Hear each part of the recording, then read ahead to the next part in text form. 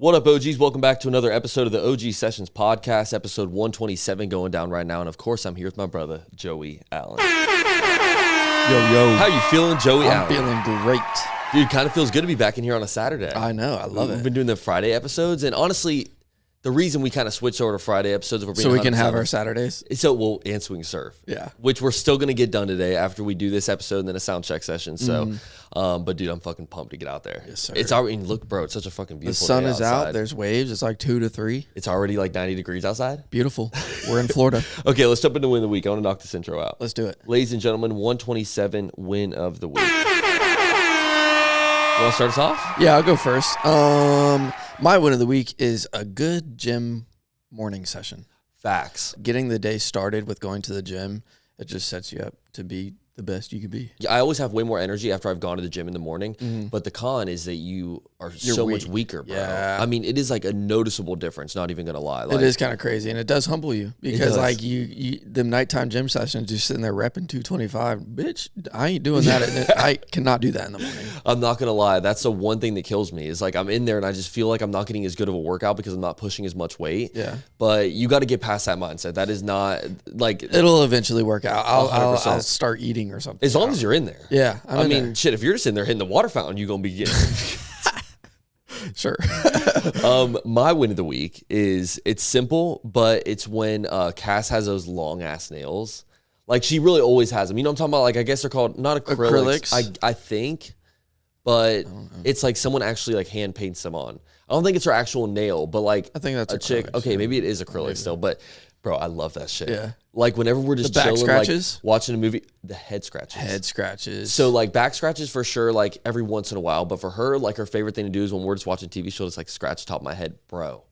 That's magical. I almost passed out last night just from shit'll her doing put it. you Like, to sleep, bro, boy. it feels so good. And then I don't know what it is about me, but it's like this weird thing where I low key don't mind whenever she's like texting something on her phone and like her nails are just clicking, bro. It's like away. ASMR. I don't know what it is. I love that shit. True. Like we'll just be sitting there like, you know, watching TV or something and she'll be texting somebody back and it's just like these little clicks like back and forth and she'll switch and start, oh, bro. Them back scratches. Them things get expensive though. That's my monthly back scratch subscription. Bro, is for Morgan. Them bitches do get expensive. Hell yeah. Like, and she, like, it's one of her friends that does it.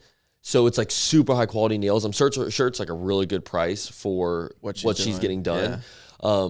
But no, bro, like it's, yeah, they get pricey. They get pricey. Oh, it's definitely way worth it. Are you kidding me? Bro, I'll pay that shit every single time. Are you kidding me? How's Road to 200 going? I know Road to 200 is going great, I think. I still haven't stepped on a scale, but I mean, my body's changing. Let's do that this week. I think I'm going to. I asked Morgan, I was like, should we get a scale in the house? She's still against it. I don't know. Oh, so you don't even have one? I don't have a scale. For a while, I haven't had a scale because I had an unhealthy obsession with stepping on that bitch. She was like, there's a scale at the gym. I was like, you're right. But I don't trust that scale.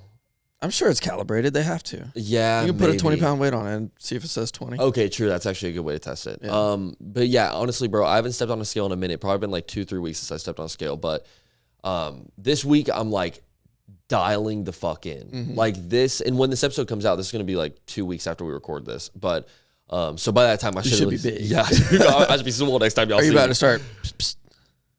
Do a little. No, not a chance. Not a chance. Are you advocating for steroids right now? I mean, no. I mean, I'm not gonna lie. Like, I've always thought about. It's like it's tempting. Like you would always wonder like what you would look like with some That shit's gear. unhealthy though. Oh, it's bad. For you. Yeah. Don't do it. All natty, baby. Yeah. But no, dude, let's jump into this episode. I'm super stoked for this one. This is fan favorite guest coming back in the building today. Yes, sir. For a part 2 episode. And I know his clips last time went fucking crazy. His whole episode did numbers on, especially he had a clip Spotify. Last time hit 1 million, didn't he? Yeah. Yeah. Millie, bro. So that was that Forrest Bump clip. Yes, but, sir. He's been killing it. He's been doing so many dope things with the game right now. So I'm excited to kind of get an update on, you know, everything he's been popping off with. So let's jump into it. Let's do it.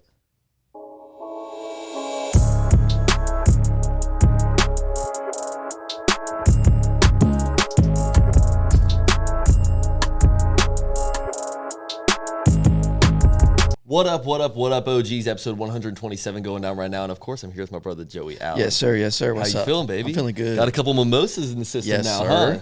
Shout out to today's guests. They brought a couple of drinks for the boys. And I mean, we are actually rocking the Pete's Bar Cup right now. Happy birthday. Happy birthday to Pete's. 91st birthday, I think. So shout out to them. That's crazy, bro. 91 years. And I've only been there like 4 times. Yeah. We have not contributed to that whatsoever. I'm sure our parents have at some point. Yeah. But no, ladies and gentlemen, get excited. Fan favorite guest back in the building today. It is the man himself, Disco Cowboy. Yeehaw, baby. What's up, baby? What's up, everybody? How we got the new Cheddar in the building. The new Cheddar. You know? Was it sad to let the old one go? It was. I didn't want to, but people, people at Cass and like several people over time would just be like, Cheddar's looking a little rough, dog. Yeah. Like a little worn out. And when I like introed the new one, there was like a side-by-side shot on the Insta. And you could see the old guy his hair was getting all ratty. He was all faded, color faded. And so it was time. And he had like random little gems from like when you go to festivals and shit all stuck to his face. So many different trinkets over the era too, because he'll lose them like so much. People put shit on and then 20 minutes later at the show, they're like, where'd he go? I'm like, dog, do you see? I'm doing this with him. Like, you better really secure it if you want it to stay. Yeah, he used to have like a little disco helmet, and that we broke when we were in Europe together at Tomorrowland Winter. I kept sticking him into the lasers, and the lighting guy was probably getting so mad because I'm just fucking up his whole look. Yeah. He's got the laser shooting right above us, and I kept sticking Cheddar into the laser, and it's just refracting off his little disco helmet. That's awesome. And the whole weekend, that was just my main mission when I was at main stage the whole time. And then, over the course of the weekend, the disco helmet was cracked in half and gone. Damn. Yeah, it's okay. And you just ran an ultra marathon. I did. Yeah. Dude, so what is that? Still probably looking a little rough from it. Was that 50 miles? 54.7 to be exact. That's insane. Yeah. So more than a double marathon. You're a runner though. Yes. I mean, you have been doing this shit for a long time. 10 years. I don't run as much as I should, training wise for those as much because I'm very busy. You're running more in a day than me and Joey have probably ran in the last 5 years. For sure. Especially 100%. That day. Oh yeah. No, it's funny though, like you'll post, like one of the daily, I don't even know what the app y'all be using, but where it's like tracking like where you've ran. Yeah, like Strava or my Garmin shit. And dude, like I'm not even gonna lie, like you'll post like 13 miles or like something light this morning to start the day. I'm like, bro, that's crazy. I did the gate. I think it was 9 point something. I love that you did that in like untrained, right? Oh, untrained. Dude, because I kind of thought I'm like 9 miles. Like that's just as hard as me running 50. I'm telling you right now, bro. Brutal. Yeah. Like my knees were fucked up for the next week for sure. Like that was a very good You made it though. I mean, yeah, I made it. You made it. Come on. Hey, you know how it goes. First ever medal, but hey, it's so funny. Then you posted the thing the other day, and you've got like 1 million of these medals, and some of them are like the ultra marathons as well, where they're like 100 miles or 50 miles, like. I used to do a bunch of triathlons too. I used to race like half Ironman triathlon distance. So I have like 7 of those. Do you do it because it's fun? I do, yeah. I mean, and so like that 50, I just 54 the double marathon. And so to be clear to folks who don't know, I ran from Jacksonville Beach to St. Augustine to the top of the Volano Bridge and back. That's crazy. And so for those of y'all who are like North Florida, which is probably not as many of the listeners as I would think, but it put it in perspective to like our people here who live here in Jackson, friends of mine, because you've driven to St. Aug. You know what that's a long drive. It's a 45-minute drive. But what a beautiful run though. Man. Oh, it was a great run. So you ran down like Ponte Vedra Boulevard, I'm guessing. Yep, all the way to Michler's and then down A1A. You want to stay off A1A as much as you can. Yeah. And then so I went all the way down, but it ended up being a lot, most of it was still on A1A, which was a little kind of like, we'll see how it goes. But honestly, it was fine. Like, was it sketchy at any point? Like, were you no? Because I ran opposite of traffic, and the bike lane is very big. Yeah. So I'm staying way left on the bike lane, and that way I can see cars coming, so, Just in case. I used to cycle that road when I raced triathlon. Okay. I used to cycle that road a lot. I used to work at TBC Sawgrass before I got back into music. This was like 8 years ago.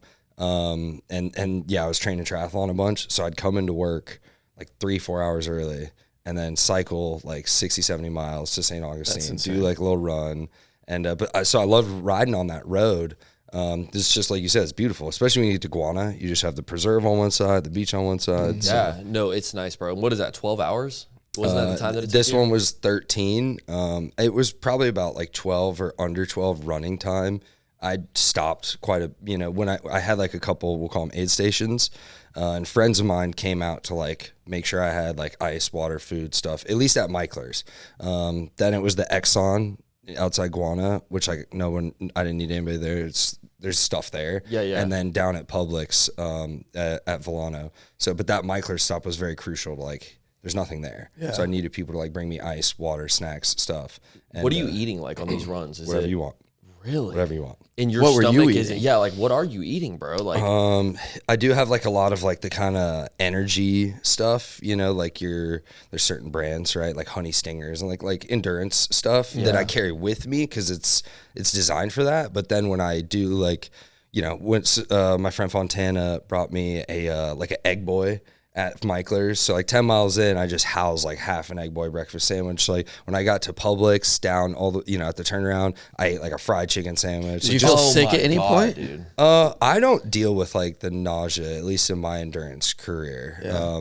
Some people definitely do have like, you know, have to be very careful about what they eat and how they eat. I that should put be like coming Snickers back up, on a burger and like if I want M&Ms with bacon, like just whatever you want, dude, because the whole point, you need calories. You need calories. Because I remember when I did the Gate River run, like when you're running through all the neighborhoods, they're handing out, they're having barbecues, they're giving you beers, and like you can see like 2-3 miles after that, people are throwing up. Oh yeah, and they're hunching over, like they're. I saved the beer to the end. Yeah, you know. I mean, dude, I'll be honest. That chicken sandwich would not have made it another block. No. Like as soon as I crushed that chicken sandwich, dead ass, I would be throwing. I'm not even hungry. Like if I'm like working, like I guess you have to. You're running 54 miles. Yeah. I'm not really that hungry either, especially because like those types of runs, I'm at like a pretty low effort. Yeah. Like normally I run like a 7-minute mile, 30-minute mile if I'm going out for like 5 miles or whatever.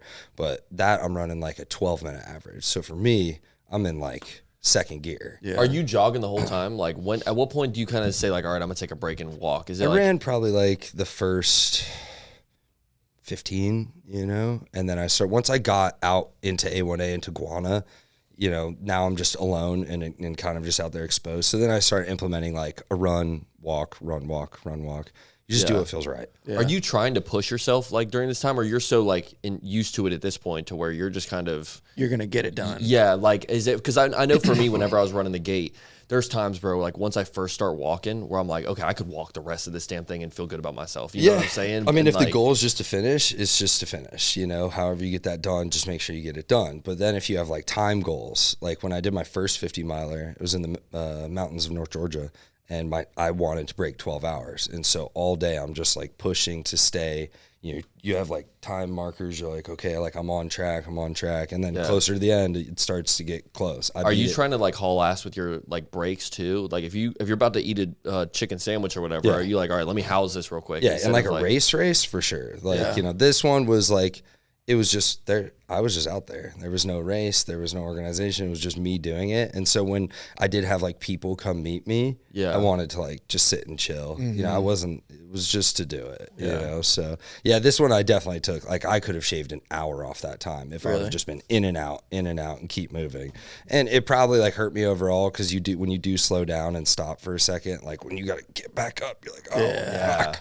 You know, so the more you just stay going, the better. But you know, I wanted to enjoy it and I wanted to give the people who showed up for me time at those stops. Well, congratulations for doing that. That's sick, bro. Seriously, that shit's like, I mean, for real. I could never. I wouldn't even think about it. I wouldn't even think about it. I will never. There's no chance. There's no way. I mean, just because the 9 killed me, bro. Yeah. And I mean, granted, I did not train at all. Like there was no prep for it whatsoever. So maybe if I would have. But even like, what am I supposed to do? Like train just running 9-mile run? Like a 50 would still kill me. You know what I mean? Know, I don't run 50 miles to train for the 50 mile. Yeah. You run at best half of it, you know? So like the longest run I would do would be like a 20-mile run. What was your favorite like part? Was there ever a point like where you're just kind of out there by yourself where it was just like fucking dreamy, bro? Because like, the weather that day, if I remember correctly, was pretty good, right? Yeah, it was really nice. Going down, I was running into the wind. So it's like I had a fan on me the whole time. Yeah. And I was just vibing, dude. I had people in support with me for like the first 15 miles. Like literally this dude showed up who I didn't even know. Like he'd come to some of my shows and just like hit me up on Instagram. Hey, you know, are people going to run with you? I'm like, I don't know if anybody's going to like do it, but if you want to, and I told him like the smartest would be like, just start with me. Yeah. And then run however far you want and then come back to Jack's Beach. Yeah. And so he was like, all right, I'll probably come out and do like 2 or 3 miles with you. And then I show up at 6:30, 6:45 in the morning, you know, and he's there, and like we met, and then just he ran 5 miles with me to start, and then my ex and dear friend Stacy was on her rollerblades with us, and so it was really funny. Like, never met this dude, showed up, ran 5, and so he ended up running 10, which was more than he anticipated, but we were having a good time. It was a nice start to the day, and yeah, it was cool. Shout out. Sick, bro. Yeah, I mean, it's cool, dude, because it kind of just shows, like, you know, you do kind of have like a really good crowd around you right now. Like, you've definitely been dialing back in with a lot of the shit that you, I mean, when we first had you on the pod, I mean, this was at the early part of this season, but shit, it feels like 5-6 months ago. You know, you were full Disco Cowboy mode, but you were not nearly as dialed as you are right now. Thank you. And I feel like a lot of the true Disco Cowboy fans are really starting to come to the surface and, like, you know, see and like pop out for you. You know what I mean? Yeah, I think like I've been able to evolve a bit more as an artist and less of just like a party guy. For sure, yeah. People knew me through like, you know, doing Disco Dreamlands and producing those, and I produced those for 2 years before I was ever Disco Cowboy. And so Disco Cowboy, when I first started, was kind of just like a funny like thing, and then now I've become definitely a bit more of like I stepped away from the Disco Dreamland brand to focus more on Disco Cowboy, and so I'm building, and then I've done a lot more shows. What do you think changed? Like what was kind of like that thing that hit and you're like, okay, time to dial the fuck back in? Recently, when I played Deca, it changed the whole way I viewed everything. This month has been insane. Yeah, I started the month, I played 6 shows in 10 days, and they were all like banger shows. That's crazy. You know, they were all like fun shows. Yeah. And just that alone was wild. And then the 5th show in that run was, you know, opening for one of my idols at, you know, Deca downtown, which for those who don't know is like the brand new, you know, big nightclub in town. And I opened up for Purple Disco Machine, who is like a guy who has inspired Disco Cowboy. The music, I play so much of his music because it's music that I connect with, I love. I come from a band background playing funk music and shit. And so that disco, that funk is like where all of this comes from. DJs wouldn't exist if it wasn't for disco. Dance music wouldn't exist if it wasn't for disco and funk music. Yeah. And he incorporates a lot of that. And so when I saw him, he was coming through town, I submitted. It took like 2 months to finally get approved. And when it did, it was like, holy shit. But then I had to physically do it. Mm-hmm. And I put a lot of time into that set. I had to play for 2 hours and 45 minutes, which is a long time to like keep people entertained. And so I had to go on like a journey. And I poured like my heart and soul into that last 90. I treated it like a 75-minute set and then a 90-minute set.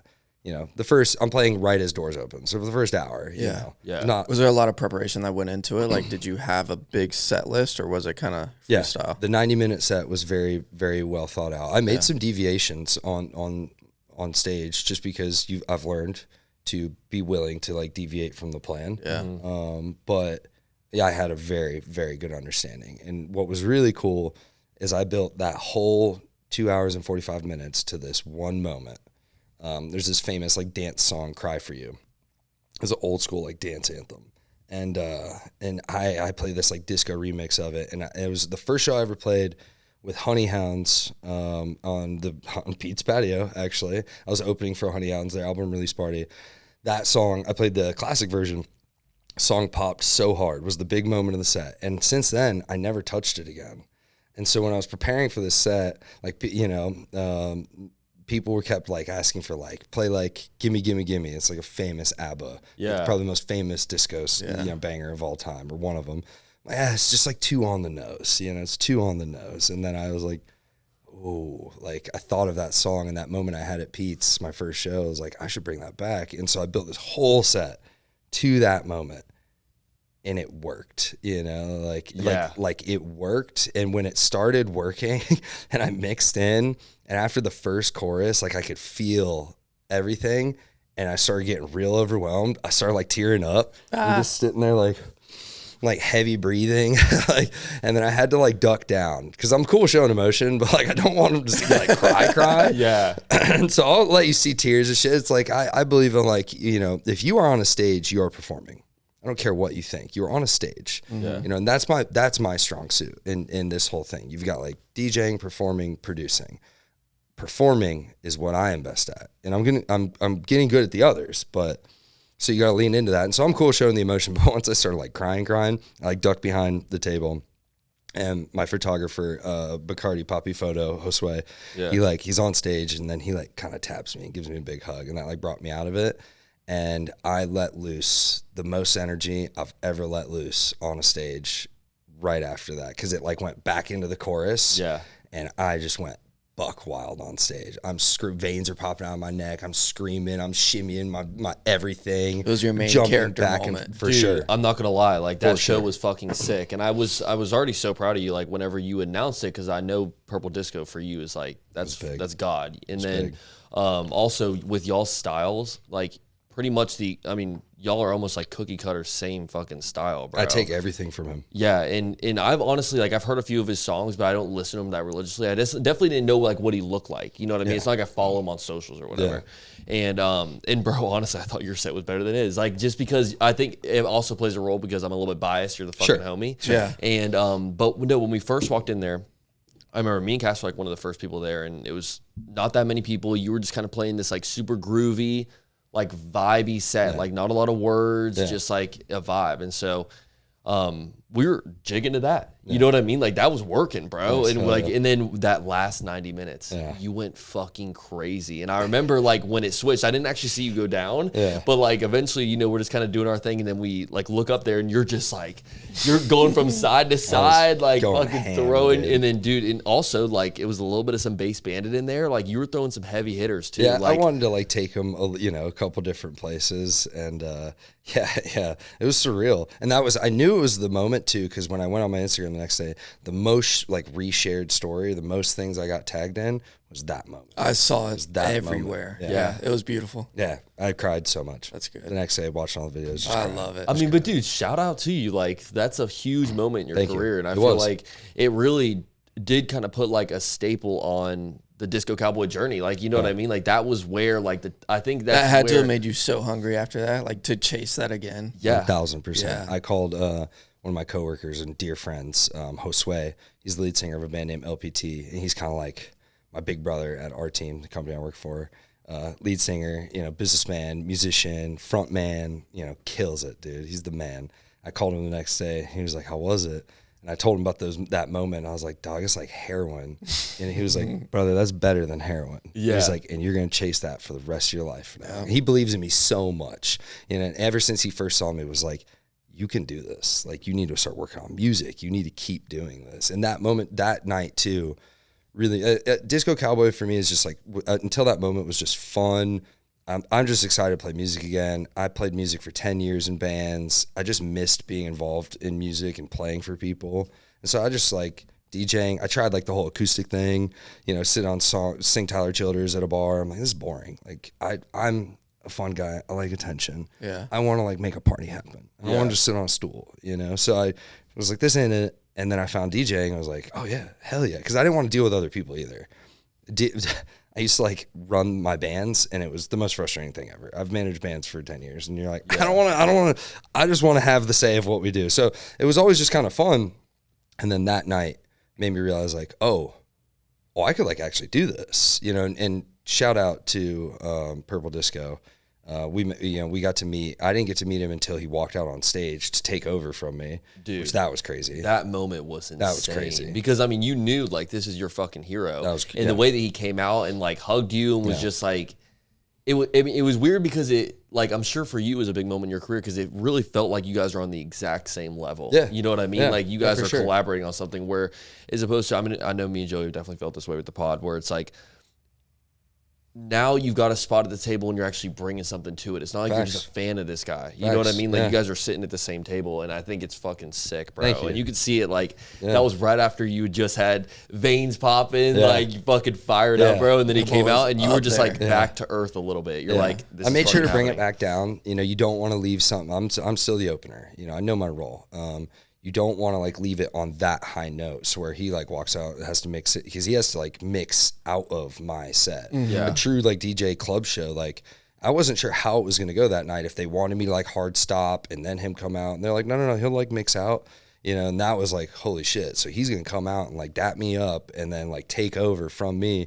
And I kind of knew that was probably the reality coming into it. So I made sure to like bring it back down after that big moment that we had. I brought it back down, just groove, still good shit, fire stuff, but just level it back out. Some easy to walk into. That way and I passed it off so perfectly. Like you could tell like right where he would want it, you know, and I shout out to his tour manager, because when I came into the club earlier that day, you know, she was like, I walk in looking like this, and she's like, you must be our opener. And I was like, yeah. And so they're from Germany. And I was just, you know, telling her about my kind of his inspiration to me. She's like, okay, so you must meet him. And when he comes up to mix out of your set, do not just run off stage. Like stay there. So she's like, some people just like immediately he puts his flash drive in and they just like vanish. He's like, no. He wants to give you your moment. He wants to give you a hug. Like, don't. And I was just like, hell yeah. Hell yeah. So it was really cool. And then after the show, you know, we're down in the green room area, and I, you know, bump into him in the hallway, and, you know, just said, this is the first time I got to like speak to him. Yeah. I told him all that stuff. I'm just like, man, you inspired me to do this, the music you make, you know, yada, yada. Like, I just can't thank you enough. It's an honor to play for you tonight. And he was like, you did a great job, like, blah, blah, blah. And at the end of it, I said, man, you're the king. And he goes, and you're the cowboy. And it was just like, whoa. Yeah. Damn. And I felt like the respect of him just being like, hey, man, like, you did that shit too, you know? That's good. So that changed everything. That show and that comment made me realize, damn, okay, I could belong here. Because he's probably 10, 15 years older than me. Like, I'm 32 going on 33. He's probably like early 40s or mid 40s. Yeah.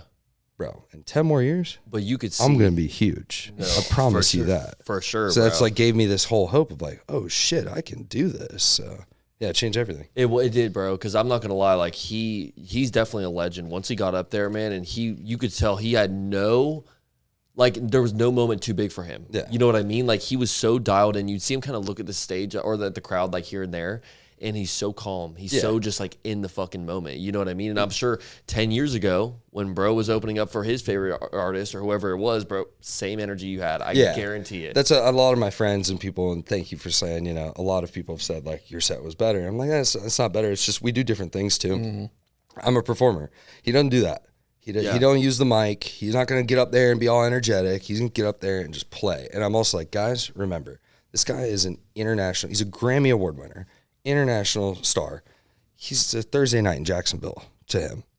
To me, it's the biggest show of my life. Right. So, you know, it's not the same playing field. If he gave everything he had, he would probably fucking destroy me, you know? But yeah, we just do different things, you know? And I think too, like to your point, like you guys know me, you watched me, we shared in a special moment together because of our friendship. You know, I had so many people in the building. I kept having to just point people out, the amount of smiles, the amount of like hearts that, it was over. So like I had hometown advantage. No, for sure, bro. Definitely hometown advantage. But at the same time, like, you know, that's I mean, you take advantage of the cards you're dealt. You know what I'm saying? Like, Jesus Christ, bro. Everyone in there was pretty much there to see you. But then it was a plus that we also got to enjoy Purple Disco Machine afterwards, you know? What is that stage like as compared to like most of the places you're playing at? Like you could just tell from the crowd that the stage was fucking huge. Yeah. Like for you being up there, like all the LEDs and everything, it's just such a higher quality setup than there's a proper club, dude. Most of the places you're playing at. Yeah. I mean, so much like still in my, you know, career so far, a short career I've built a lot of shows. I go into like Voussoir. I go into shout out Voussoir and you know, Mayport, Atlantic Beach, legendary spot. I've built, you know, shows at Refinery. Like they are not a club. They are not. So I'm like doing a lot of work and like bringing in all the sound, all this stuff. And it's nowhere near like that's a $1 million worth, $500,000 worth of production they've invested in that place. And it's amazing. People kept telling me like your visuals. Cause shout out to Hauser Creates where I knew Hauser, my flash kit. I basically handed them the PNG files, you know, just like use whatever you want. So then they just layer all his flash stuff on top of cool disco shit and all sorts of shit. So, but I'm looking at y'all the whole time and what I'm doing, and everyone's like, the visuals. After the set, I'm like, oh yeah, I guess I didn't really get to see any of that. And now I have footage and stuff, and I look back and I'm like, oh damn, that was going hard. The one where it's like the realistic disco ball, and he's spinning, like in a Midwest like thing or whatever. Yep. Dude, that shit was dope. Yeah, my boy snaps. There was a couple shout out Samed with Decca. Thank you. And not gonna lie, I mean the Hauser flash sheet that he made for you was I love that. Next level. How's it go crazy? Yeah. I mean, I'm a DJ his wedding. I'm excited. Nice. Oh, that's dope. Yeah, he asked me. I was honored. I'm like, hell yeah, of course, bro. Yeah, he's a fucking man, dude. Yeah. And it's cool how he'll take like, there's aspects of your game that I would have never thought that he would have even like used into that. Like the whole Cheddar theme that he went with was hilarious, bro. Was the one like, was that a cheese wheel? Was that what that was? Yeah, it was just literally a piece of cheese. Yeah. It says Cheddar. I was like, dude, hell yeah. My fans will love this. He's more popular than I am half the time. So. Well, they're here for Cheddar. I'm glad that you brought the original Cheddar to that Decca show, though. He deserved it. You know what I mean? Like, he got you there, bro. Do you have him like set away in a nice, comfy blanket somewhere? Like, yeah, he literally is resting on 2 disco balls at home. That's awesome. He's literally just like at rest. He has a little plaque that says like, October 2023 to January 2025.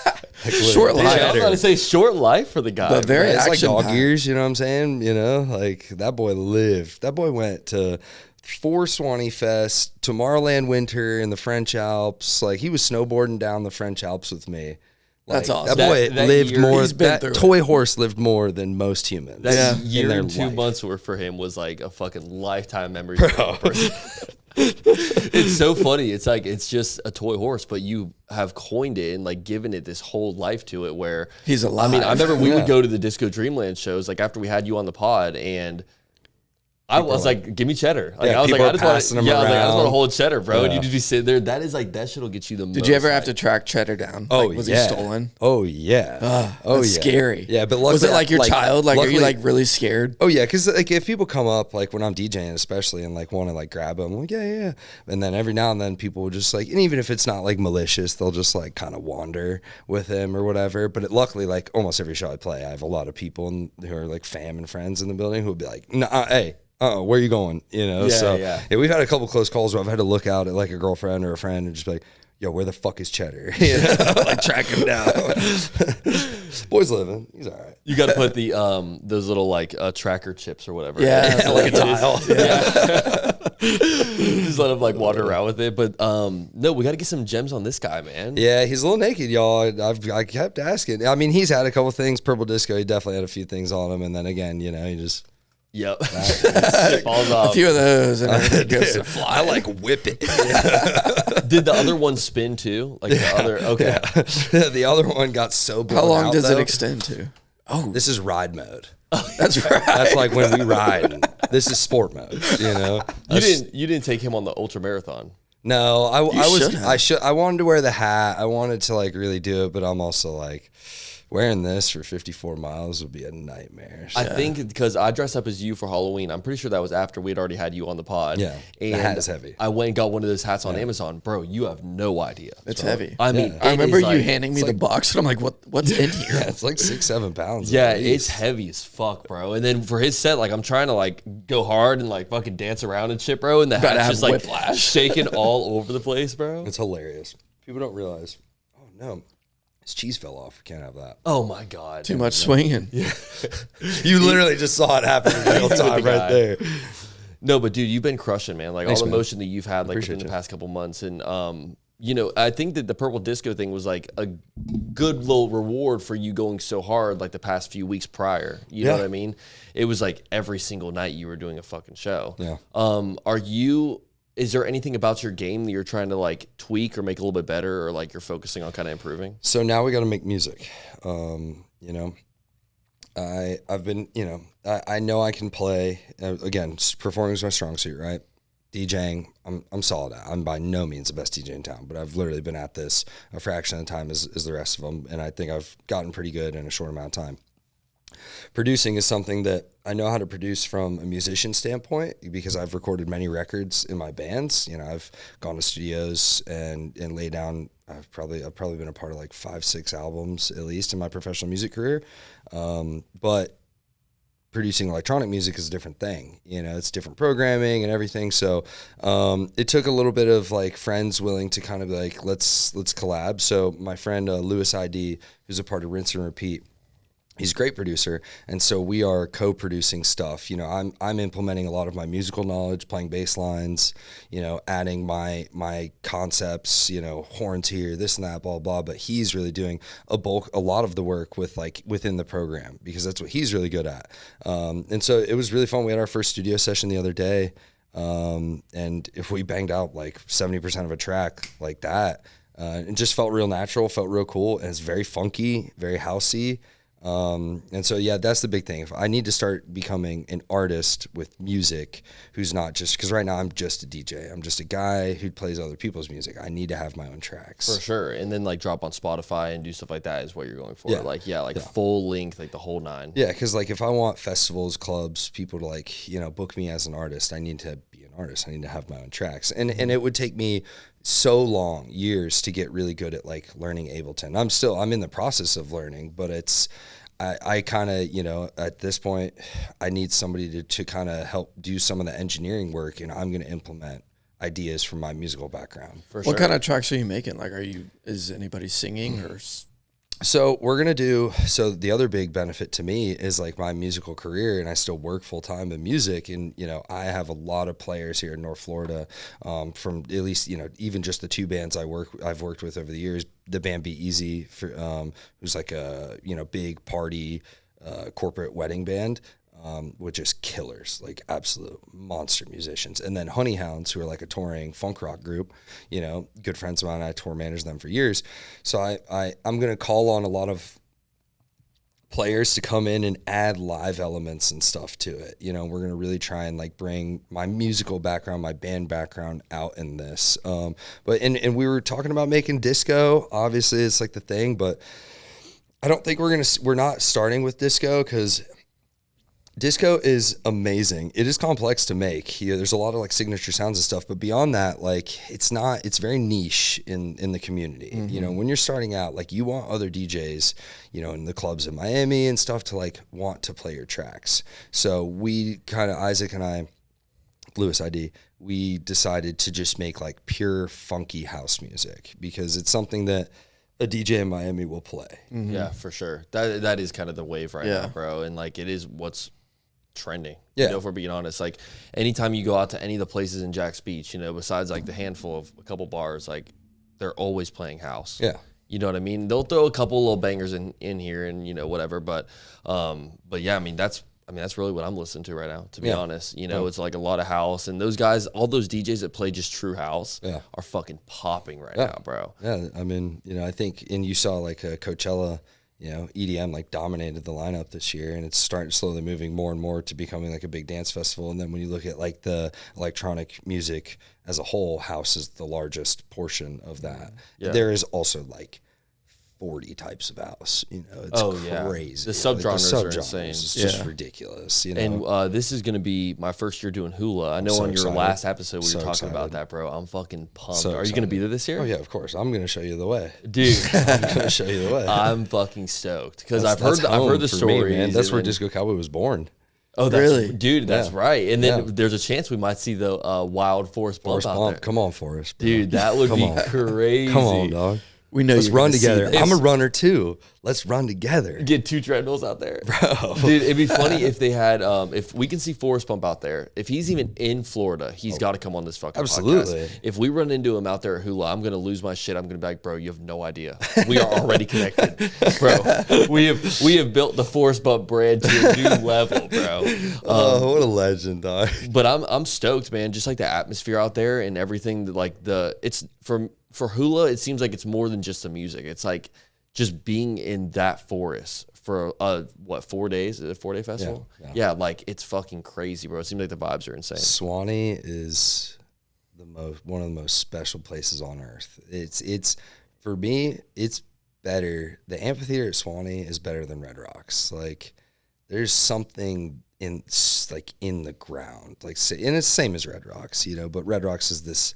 It's big, you know. It's I don't want to say commercialized, but it is, you know, it's commercialized. So no, for sure. Swanee's been doing music for decades. So there's just like people have been tripping balls and dancing out there for decades. And that is embedded in the spirit of the land.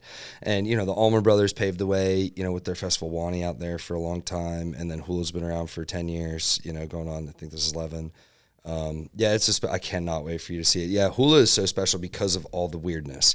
You can go to a lot of big fests, there's a lot of like big stage, big sound, big lights, big artists, but it's Spirit Lake at Hula is what sets it apart completely. Like I would pay $500 just to go to Spirit Lake. You could take the stages away. Like I would go for 4 days and just wander around this wild fairy tale land. Like your first time, you literally will be like jaw dropped walking around like, where, like, this is Earth, you know, like, we're, like the amount of projection mapping and lights and lasers that are just around the woods, creating like all sorts of magical things, like all sorts of just things to find. Every year there's so much that, and I'm like an expert at this point at Hula. Every year there's so much that I don't see that I'm like, where was that? Like, how'd you find that? Yeah. You know? What if you're like doing mushrooms or something on there? That's what you're supposed to do, Joey. Yeah, but like, dude, lasers through the forest, bro, tripping on mushrooms. Yes. I don't hear a problem here, do y'all? It's not that it's a problem, but like, fuck, I'd probably get lost. And I don't want to give for sure. I don't want to give too much away. I'm gonna spoil it for Nick or whatever. He'll be fine. No, they projection map, you know, so they use big projectors mounted up in the trees, and they'll project spiders and snakes on the ground. So you're walking around and you're just like, the first few times you're like, what the okay. And yeah, and you're on drugs, you're drunk, you're whatever, you're high. You're like, dude, they take it to, it's a whole like sensory overload. There's little sounds, there's speakers everywhere. There's like, it's a full on sensory experience. It's so cool. And then on the lake, I definitely, my bad. He's got somewhere to be. I was wondering what that was. I was like, damn, is someone coming to the door? Dude, that's hilarious. The old one didn't do that anymore. I'm just over here fidgeting with it. I pushed the button and was like, oh shit, I forgot he does it. That's so funny. Yeah, man, I'm excited for you to come out. It's we'll definitely show you the way. And you mentioned Red Rocks, bro. That's a venue that I want to go to so bad. That's like one of the dream experience for me. Where is that? It's Colorado. Oh, okay. It's in, what is it? Is that it makes sense. Morrison, okay. Colorado. It's arguably the most famous. What festivals are out there? Like what they don't do really. I mean, they'll not really like fests. That like some artists will kind of try and brand like their show or a 2-night run, kind of like a fest, but it is truly like a music venue. It's 9,900 or 9.5. You know, so it's almost 10,000 people. It's insane. It's carved into the mountains too. Oh, so it's like the acoustics are crazy. Yeah, it's like it's a naturally formed amphitheater. That's sick. You know, and so the acoustics are so good that back in the, I think 30s, late 30s, early 40s, when it first like started doing concerts, it was like orchestras and stuff, and they had no speakers, no nothing. That's awesome. There's an orchestra down on the stage playing for thousands of people, and you could hear it clear as day all the way. It's very cool. And so now, obviously, we're using a lot of speakers nowadays. So you know there's these two massive, you know, monoliths on both sides. And as you look, it's honestly, the view from the stage is better than the view from the crowd. Yeah. And I've gotten the pleasure of seeing 3 shows as a patron, and then I worked 1 show with the Hip Abduction out of St. Petersburg, Florida. Friends of mine, I used to work with them, like reggae band, and so I was out there kind of on stage, stage managing, tour managing a little bit for them for a Red Rock show, and that was special. It's like to be from that perspective looking out is it's truly like it's breathtaking. It seems like the stage is so far like low too. It is. You know what I mean? So when you're down there on stage, like you're seeing people like stacked all the way to the fucking sky. It's steep. That's sick. Yeah. That's really great for a lot of things. Like I saw Rufus there. You know, I think we talked about Rufus' Soul last time. For sure. I'm going to see Rufus on Thursday in Tampa. Rufus is one of my favorites of all time. That's gonna be sick. Yeah, I'm very excited. I actually got guest listed from Neil Francis. Shout out. Thanks, Mark. Look out. Thanks, Mark. Okay. We had Neil Francis at Wolfstock, which is a festival here in Jacksonville. The company I work with, we hired him to come out. 2 years ago now, and then they are coming back to Jacksonville this year to play a festival, to headline. I cannot tell you what, but look out for it. Ooh, so a little teaser. Okay, that's exclusive, still sneak peek teaser right there. That'll be sick. So the Neil Francis good homies. I was actually on my run when you ask me about like my favorite moment or like this moment, I was on the run, probably like 20 miles in, going down south. And Rufus, I was listening to Rufus, so like it came on, and the song "Music Sounds Better," came on. Or no, "Music Is Better." I just combined Neil Francis and Rufus real quick. I was like, they're both very similar song titles, very similar concepts of a song. But Rufus has a song, "Music Is Better," and it came on, and I just became overwhelmed, and then I was like, God damn it, I gotta go see them on this Florida run. And like tickets were crazy. It's already sold out. The resale is crazy. And I'm just like running down A1A on StubHub in this ultra marathon, like trying to make these Rufus tickets happen. Then I realized, oh, Neil Francis is opening. And I like text Mark, the lead singer, just like, hey man, it's Chris from Jacksonville. We did this festival together. Stoked to have you back this year. Is there any way? And then Mark just hit me back like, of course, man. So put me on the guest list. And dude, that's such a bet. Very excited. I don't know how we got there. My bad. No, I love it. We were talking about Rufus. I'm getting a little drunk now, guys. Yeah, what do you got? You got the Bloody Mary? Yeah. I appreciate you bringing these, bro. Yeah, of course, these boys. are hitting, man. Yeah, I've got two shows today, so I was like, oh, let's warming up. Yeah, and shout out first show, Pete's Bar. Yes, sir. Happy 91st. Bro, I mean, you've been doing a lot of like the double shows and like doing, 5 nights a week, just fucking grinding it out, bro. And you can see your brand is definitely like getting rewarded for that. You know what I mean? Like the Disco Cowboy brand, I feel like is stronger right now than it ever has been. And the last Disco Dreamland that we did, banger, bro. You know what I mean? Like definitely one of my favorite ones that you've done so far. But are you taking a break from Disco Dreamland? What's going on with that? Yeah, it just started feeling a little stale at the refinery. I just started to kind of, and I started to realize, what am I doing with this long run? Like long term. Disco Dreamland is a super fun concept, but without like real capital, like serious money, I can't take it very far. If I wanted to take it to like being a Disco Dreamland being brought into a hula or something like.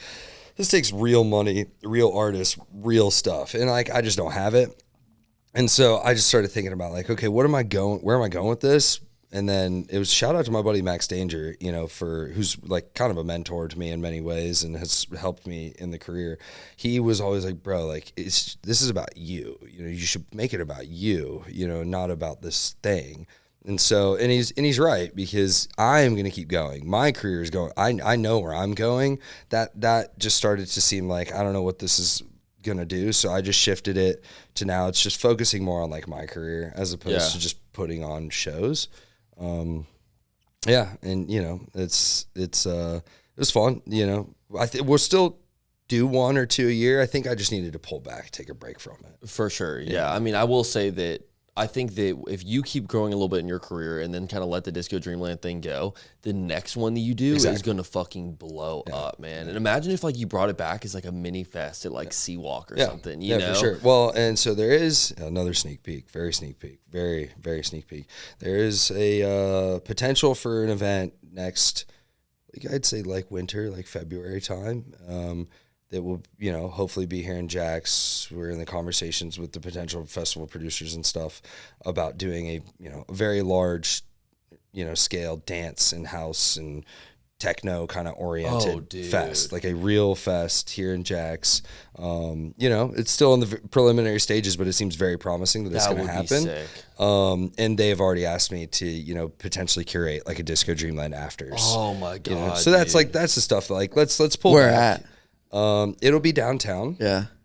And it's a show that we're currently looking at 2 venues right next to the stadium. Yeah. Like right That's there. sick. Oh my God. So the afters dude, for me would be tough. somewhere in like a warehouse, right? Yeah. I have a few warehouses I could call on. Oh, That'd be dude, dope. yeah. I mean, they've got places all over downtown that you've already played at. Yeah. Imagine if you did one at Decca. Yeah, and so Decca, the problem is they're gonna like have something else that night, No, so, true, yeah. And they're I want to do like what I do best is like build a show in a space that has nothing. Yeah, Like, no, let for me sure. come into some crazy, and because then if I can build a show in just a blank space, well, then we can also take the bar revenue, and that's where the money's at. That's 100%. Where the money's at, so, and that's what we're going to try and do. It's all, again, very sneak peek, but keep your eyes out. That's exciting, bro. No, we need it. We need it bad. That's what the city needs, a motherfucker, bro. Boys, let's go ahead and take a break from this conversation and jump into me and Joey's new segment, On the Clock. That's crazy. Pull up some Chat GPT. I don't have my phone. You don't have the phone on you right now? I thought we were done with him. No, grab the phone. Let's talk it out. That's crazy. I'll do the timer. Okay, I'm ready. A little ASMR. That's funny. All right, Chris. So how this is going to work, this is On the Clock segment. It's going to be 60 seconds, and you just have to answer all the questions. They're kind of this or that style questions, but just answer them truthfully. And don't lie. Yeah, no lying. I don't. Cowboys don't lie. Cowboys don't lie, baby. All right, you ready? Come on. Here we go. All right, uno, dos, tres. Spin vinyl or digital decks? Well, I would love to learn how to do vinyl, but as of right now, it is digital. House party or club night? You're taking too long already. Club night. Sunrise or sunset set? Sunset. Line dancing or freestyling? Freestyling. St. Augustine Beach party or downtown Jack's rooftop party? Downtown Jack's rooftop. Boots or sneakers while DJing? I tried boots. It's sneakers, y'all. Favorite party, Halloween or New Year's Eve? New Year's Eve. Open bar or signature cocktails? Signature cocktails. Confetti blast or laser lights? Lasers all day. Cowboy hat or bucket hat? Well, come on, guys. Private event or festival stage? Festival stage. Player request you hate or politely decline? Depends on the request. Go all night or end on a high note? Go all night. 90s throwback or early 2000s hits? 90s throwback. That's it. That's it. Yeah, let's go ahead and finish this up, though, because these are good. I don't want to pronounce that wrong. I've never said it out loud. Avicii or Calvin Harris? Avicii, that's what I thought. R.I.P. Really? R.I.P. Avicii or Calvin Harris? Avicii. Craziest crowd, college kids or wedding guests? I haven't played for college crowd, but I want that crowd. Yeah. Yeehaw or YOLO? Yeehaw. Silent disco or full volume rave? Full volume rave, yeah. All day, that's easy. Yeah. Jack's Beach or Riverside? Jack's Beach, baby. Yeah. There we go. That's a boy right there. Good shit, Yes, brother. sir. I wanted to bring it back for Disco Cowboy for sure because I knew that one was going to be, those questions are going to be lined up perfect. Shout out ChatGPT. Shout out ChatGPT. That's crazy. If you prompt them, it'll give you anything you want. Gemini Google's sucks. Oh my God. It's dude, garbage. Trash. Well, then I was using the Instagram AI to like generate images and shit. Yeah. Absolute garbage. It's bro. garbage. I mean, it is ChatGPT crushes. For sure. It's worth every single penny. Guys, give me like the $2,000 like subscription. Like I want to know like I want more. I want to know like how deep this can really go. Because if this is what I get for $20 a month, imagine what they have. I bet with that one we could get it to like generate a whole podcast episode. We don't even got to be there. We'll just tell them like, we'll just be like, just interview Disco Cowboy. It's all perfect. Yeah, like, it's better than we could do. We could do them interviewing all these like Elon Musk. Yeah, have Elon Musk on the show. We didn't have to show up and do anything. It just happens. I did like I uploaded like a photo of me from a show to like ChatGPT and it was just like make this like cartoon and like it came back so perfect. I shared it on my Insta and people were like, "Bro, this is like spot on." I'm like, "Yeah." You were like, "I'll take it." I was like, "It looks just like you." I was like, it leaned a little bit more into my Lebanese side than usual, but I was like, "That's fine." Shout out, Mom. Are you Lebanese? Yeah, hey, I'm half Lebanese. Yeah. Fire, bro. Yeah, Mom, shout out. Yeah, my girlfriend's Lebanese too. Yep. So yeah, Cass and I are good friends. So hell yeah, y'all. But no, dude, what's new for Disco Cowboy? What can the people expect coming in the next like few months? So Lewis ID and I are working on tracks. Lewis ID is part of Rinse and Repeat, good friend of mine. So we're working on music to try and get music out. And honestly, we're gonna have some music coming out not long if we keep on the pace and have the productivity that we had in that first session. We're gonna have some music out. Trying to focus on some big shows. I do have a pretty good line that I'll probably be playing Halloween again, maybe 2 sets. I have a good line on the Silent Disco, and then as well as maybe this Toyota activation again. Trying to do some more big stuff throughout the year. I need to kind of get back to it. But now that I've done a bunch of big shows this month, it was time to like focus on making music. For sure. So we're going to spend the summer, next few months. I've definitely got some great shows. Beach Bowl coming up. It's really like the next big Beach one. Bowl's going to be cool. When is that? I'm super stoked on that one. When is that? May 25th, Memorial Day weekend. It's a Sunday, but it's Memorial Day, so it's, you know, you kind of get like that Saturday effect with like, you know, 9 to 5 office folks being off on Monday. And Beach Bowl, honestly, shout out to Beach Bowl going all out. They sent me like the signature cocktail menu the other day. They have all these like disco themed drinks. Then anyone who gets a signature cocktail, it's going to come in like a disco cup. I was like, oh hell yeah. God. Y'all get me. That's dope. Like, y'all get me. So yeah, I'm going to blow that. You didn't tell one them out. to do that? No. Wow. They just leaned into like the theme, you know, which is smart. It's smart to do. And I've got Hardwick's May 9th.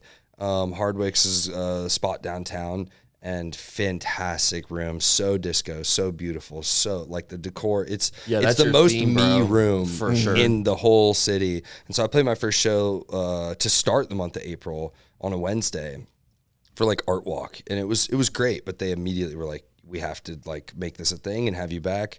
I'm bringing in my own disco go-go dancers. We're gonna curate a whole night around it, and I've got a residency there now for the next 2 months. If it goes well after this one, I'm sure we'll just continue. So just trying to keep on the shows, but keep on the music, you know. Yeah, is Disco Cowboy merch going to be on the way soon? Yes. Dude. So I have all that flash kit from Hausa. It's just so much capability, you know, so much stuff. So, and I'm taking a page out of y'all's book. Y'all crushed with the merch. Appreciate that, definitely brother. Trying to just like get on that because I know same as y'all's fans, people want to support people. Dude, and buy stuff. and let me know like whatever we can do to help you get that set up and running, bro. Because it is like we've got it down like pat now where we don't even have to touch any of the merch. When people order, it just gets handled, and so it's the way to go, bro. It's definitely a good move by us. And that's like that changed the game because I come from the world of like being in touring bands where we like ordered boxes and boxes. We spent $3,000 on shirts, you know, and you have 2 style of shirts that you spent $3,000 on, and you're just carrying all this stock, hoping that you sell, trying to sell 3 at a show, you know. So, and I was, you know, a professional merch guy, especially when I was tour managing for Honeyhounds. I was basically their tour manager and the merch guy, and sometimes even the audio guy. I was doing like 3 jobs in one. But that was like, the drop shipping has changed the game. Oh yeah, dude. I mean, it's so easy now, and it's effortless. You don't even got to touch it. We just got to promote the product, and then it's done. Just have good designs. 100%. And Hauser takes care of that, so we're good, boy. Shout out. Shout out, Hauser. Love you, brother. We love you. Yes, sir. Also, dude, like, you know, just with you going on this heavy run and you doing so many shows back to back to back, has there been any crazy moments or like anything that like stood out over the past month? Who would have thought that a professional DJ career would come with a lot of late nights and partying? What do you mean? Who would have thought? It was sarcasm, Joey. So I've just been kind of burning the candle at both ends, and then going into that run. This month has just been a whirlwind of like a bender and a lot of, you know, it's been a lot of fun. So I'm excited to kind of pull that back after the end of this month. And, Well, we're already starting on the 2 shows today, boys. Again, it ain't over. You know what I mean? It's only the beginning. Mom didn't raid no quitter, boys. So we're going to keep it going and close out this month in these shows and then pull it back. The run was great, and I want to go bigger. I think I want to do 100 down here. Whoa. I've done 100 before God. Out west. So where would you do that from? Like I'm thinking AB, like Mayport or something, all the way to... I'm thinking... Fucking Daytona? Shit. I'm thinking St. Augustine to Fernandina and back to Jack's Beach. Oh. Yeah. That's insane. But wait. There's Take a the river. ferry. Oh. Take the ferry. What do you do? Like jogging place? You run back and forth. That's wild, bro. That's a long run.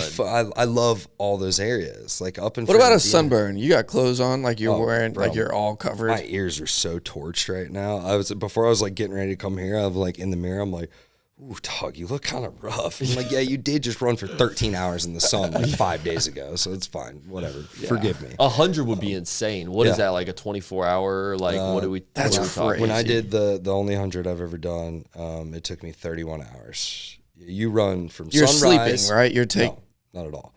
Sunrise to sunset to sunrise to the middle of the afternoon. Do you think it would take you that long again? Yeah, I mean, bro, Why? Unless I start to training yourself? a lot more. Yeah, I guess, but like, Dude, it's so fun. You just love it. It really is so Is fun. a runner's high a real thing? Oh yeah. Really? Oh yeah.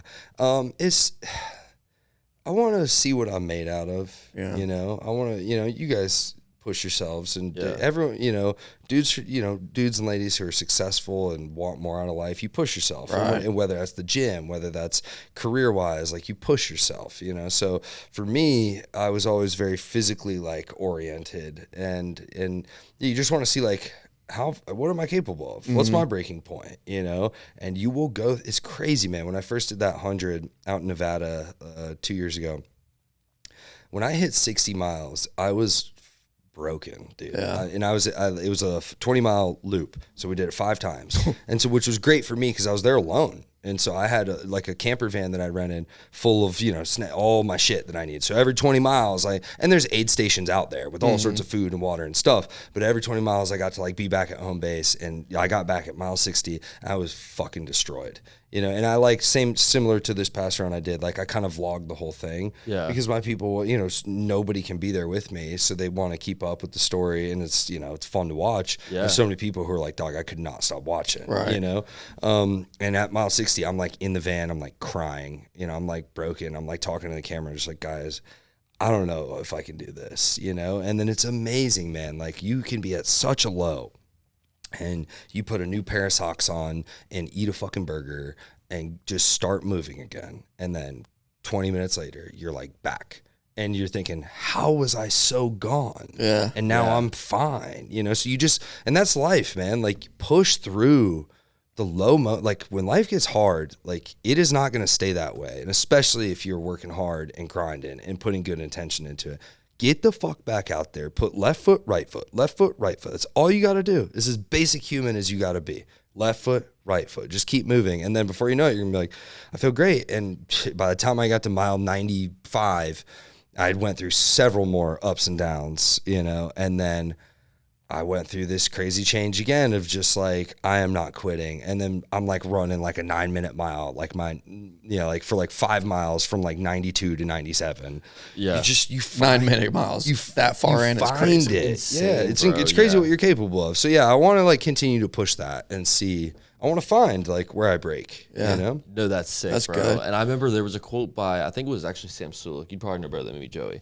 But he said, the real gains start when you're at failure. Yeah. Yeah. So it's mentally, bro, there's times where, especially you know how it is, bro. You're at the gym and you're I know I've got 15 reps of this in me, and you're at 9 and you're about to give it up, bro. That's why I don't even count when I'm working out, because it doesn't matter until it hurts. Facts. Because until you get to that point, I'll start counting there, but Yeah, exactly. Because that's the thing, bro, is you build the most, and that's one thing I've been trying to get with Cass on too, because we've been going to the gym pretty much every day together, and it's I'll see y'all. For her, she's just trying to get her 10 reps of everything, and I'm baby, if you've got an extra 3 reps in the tank, knock that shit out, because that's where you're going to get the gains at. So it's sick, bro. Yeah, that was a really good point that you made, bro. I try and and people too will just try and, sometimes I feel a little bad because I feel people feel a bit defeated, or just when they see what I do, are ugh, I could never do that. And I'm hey, I'll have a friend, so many messages the day after the ultra I just did, just man, I ran 3 miles the other day and was dying. I don't, you're insane, blah, blah, blah. And I'm hey, this is what I've always told people. Hard is hard. What's hard for me is not always what's hard for you. And there's people way crazier than me. So it's not about the distance. It's just about you did something hard, I did something hard. It's hard is hard. Just 100%. Do something hard. It's so good for you. Pause. Yeah, that was pause. Actually, if you're, hey, if you're into that, Hey, I'll tell you right now. Just do something hard, just do it. Just make, I live in Jacks Beach. You can come hang out anytime. You did just play Hardwicks, right? Are you still in that? Shout out Hardwicks, baby. I love that spot, man. The gays love me. I love the gays, dude. I love the gays. They're so much fun. Well, I was saying Hardwicks because hard is in their name, but no, because the gays. I didn't know that. We might have to edit this out. We'll be right back. It's okay. He loves the kids. And then, no, I mean, I ain't gonna lie, bro. 9 miles for me, that was hard. It's hard. That was hard. Yeah, man. Because there's people out there that run 250 miles and make me look like a chump, you know? So it's, again, it just scales. It doesn't mean what you did is any less valuable than what I did. I've been doing it for 10 years. Like, I try and let people know, like, dude, and same thing in other aspects, like in the gym. Like, I'm not a gym guy. So, like, for me, you know, going in and repping like 150 is, and some dudes are in there doing 350. It's like, it doesn't matter. Like, we're doing something hard. Dude, you're a gym guy now, brother. Hell yeah. It's been good seeing you in that bitch, bro. I'm not gonna lie. This man, it's so funny because he'll go and run like a casual 10 miles before he does a fucking workout. And so when he's in there like doing weight training, he's drenched, bro. Like, he literally, like, it looks like he just jumped out of a pool. Like, it's hilarious, bro. But I mean, hey, you're grinding, right? Like, because I'm just so grew up, like, if you're not sweating, like, what are you doing? You're not working out. And then you go to, like, you know, these big muscle gyms, and there's dudes in just like sweatpants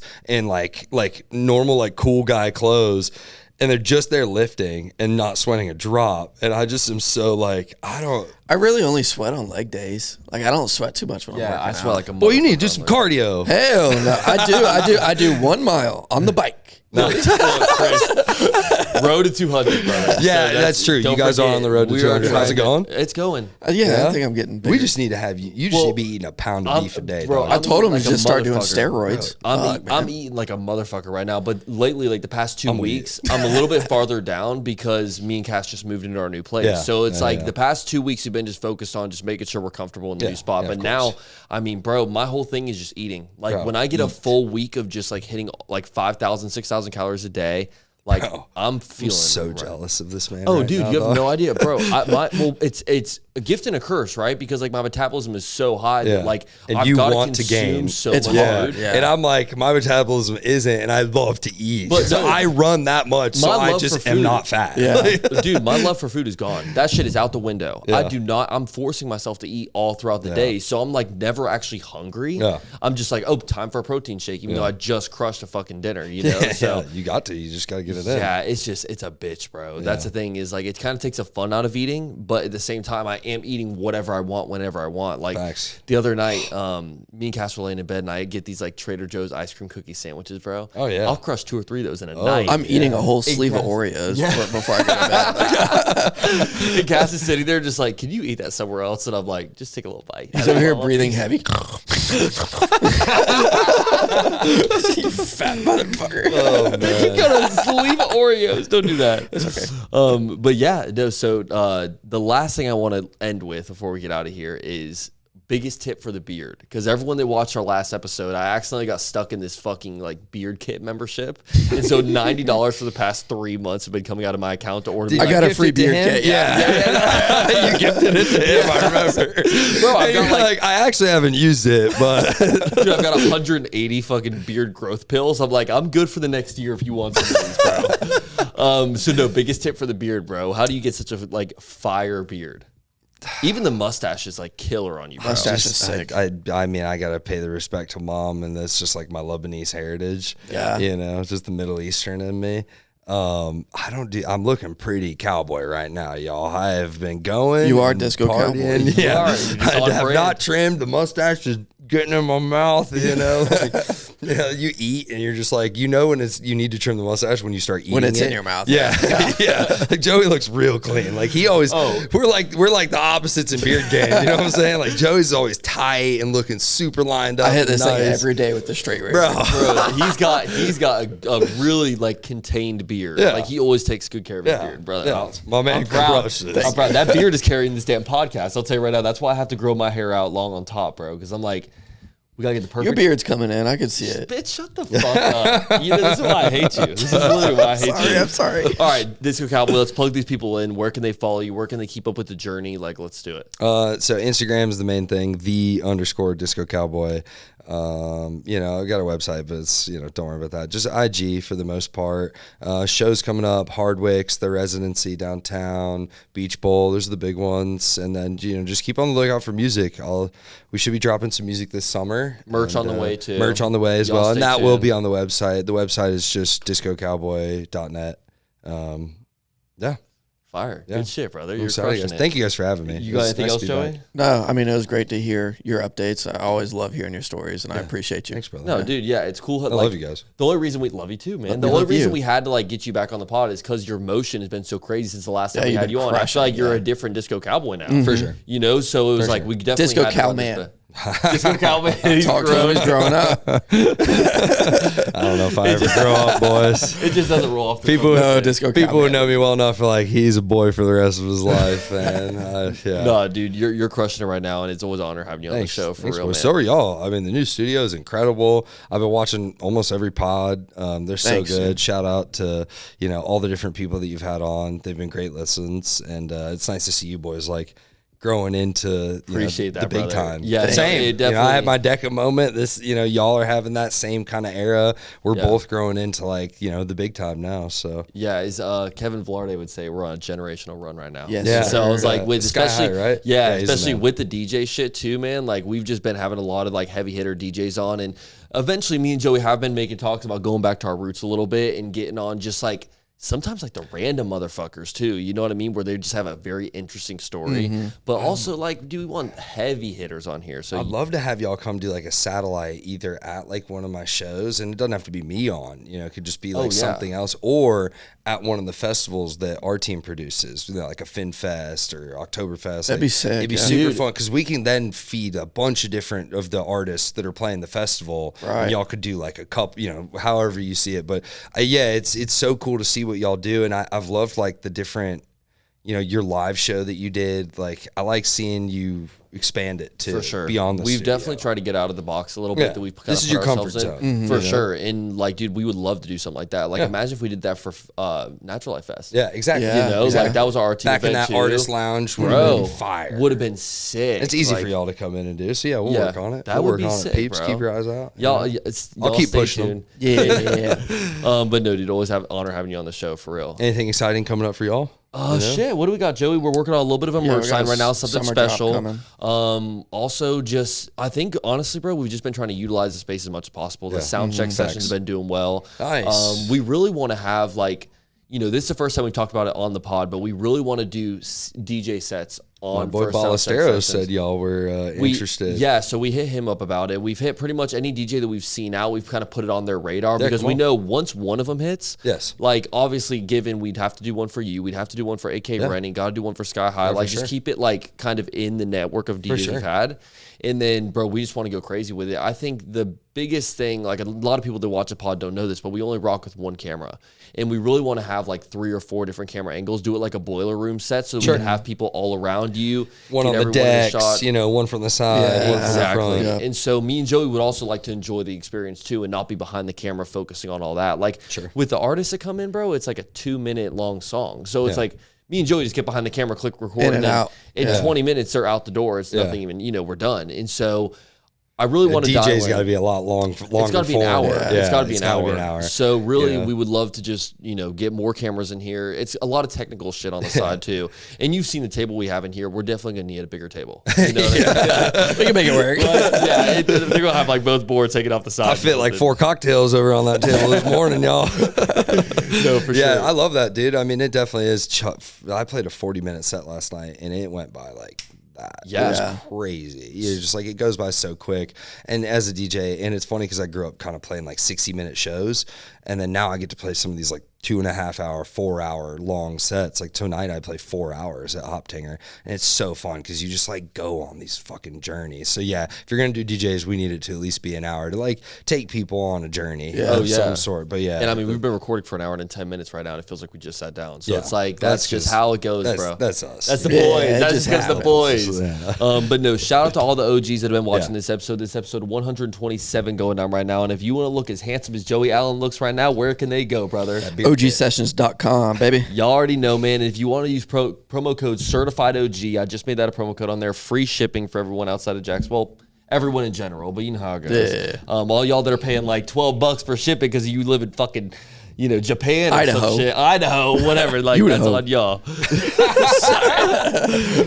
if you got people shipping shit to Japan, you boys doing great. No, bro, we've had, people. We got listeners in Japan. Hell yeah. What is it? Abu Dhabi audience is crazy, bro. No way. Yes, dude. It's like 5% of our listeners. I love seeing that too. Like being Honeyhound's manager, you know, you same thing. We'd get like our Spotify numbers every year, and we'd be like, bro, look how many people in like Istanbul are fucking Honeyhound. It's so wild. We had for a while it was like Rome and Italy for some reason. We had a crazy push there, and then once the Russia-Ukraine shit started, Ukraine, they were watching too. Russia and Ukraine both went up like a motherfucker, bro. Shit's dramatic. We need an escape. Dude. OG sessions. No, they're sitting at like mid-war, like a couple guys in the bunker in the back. They're watching YouTube. There's Joe Rogan and OG sessions. Like, that's yo, awesome, Disco dog. Cowboys on right now. It's on my Force Bump. That's so crazy. Yeah, no, congrats, it's definitely it's been an interesting run, dude. And I'm just it's thanks to good guests like you that come through and really fucking push this shit, man. It's all you guys did. If you didn't do it this pro and this well, it wouldn't matter who the hell's sitting here. So it's you guys. Sure. It's the studio. It's the level that you come to it with. So definitely, it starts with y'all. But then having good guests is helpful. But appreciate you, brother. You've developed such a great podcast. It's thoroughly an enjoyment sitting here, and truly, I watch almost every episode now. You're the best. Yeah, we're just trying to put the city on the map, baby. Yeah, absolutely. And if you guys want more bonus content and more extra clips, and me and Joey have been toying with the idea of blueprinting a new structure for the Patreon because we want to make this shit as enjoyable for the audience and the fans as much as possible. So that's I love the current structure. I'm part of the Patreon. I enjoy it, dude. So the thing is like we want the Patreon to be like a crazy exclusive place. So me and Joey would like you raise to the price? It's so cheap. No, we'll not raise the price. Insane. Yeah. We just want people to join. Make it better and not change it from $5. Just join, guys, please. Our thing is, bro, is like we want to push, like just like how you're talking about pushing yourself to the limit, bro. Like me and Joey want to do things with this show like as crazy as possible. I'm gonna tell him. No, don't. I'm gonna tell him. Don't do it. Okay, go ahead. Me and Nick. We might do a rap chat or a rap chat. That's so funny. A sound check session. Nice job, Joey. On Patreon. Well, rap chat is where he grew up. Wait. A sound. Okay. Me and Nick. You two. Sound check session. Oh my God, I got it. You got it on, brother. Make sure I heard this right on the Patreon. Tell me that Patreon numbers would not go crazy, bro. I can't rap. I can barely speak. I told Joey he should I barely even know. We're just gonna get some of the rappers that you've had on here to like ghostwrite for y'all. So your are you serious? People are like, bro, Joey's got bars. I'm sitting here reading it. I'm like, I'm back there with the like a whiteboard, like all your lyrics. You see my eyes going like this. Nah, bro, we gotta do something funny. I think I even told Joey you could do a country song, bro. Oh, he would crush. He would. I'll ride Cheddar in the background. I'll just be your hype man. No, but we got plans for you guys on Patreon, so y'all stay tuned on that. If you guys want to follow me and Joey on social media and just keep up with the pod in general, that's going to be OG Sessions Pod on Instagram and X, and then TikTok is OG Sessions. So y'all get on that Patreon, choose a membership that's right for you. Let's get this thing cooking. Until next week, y'all, it's the OG Sessions Podcast. Once again, shout out to boy Disco Cowboy for coming through. He fucking crushed per usual, man. Love you too, brother. Boys, till next week, we are out. Peace.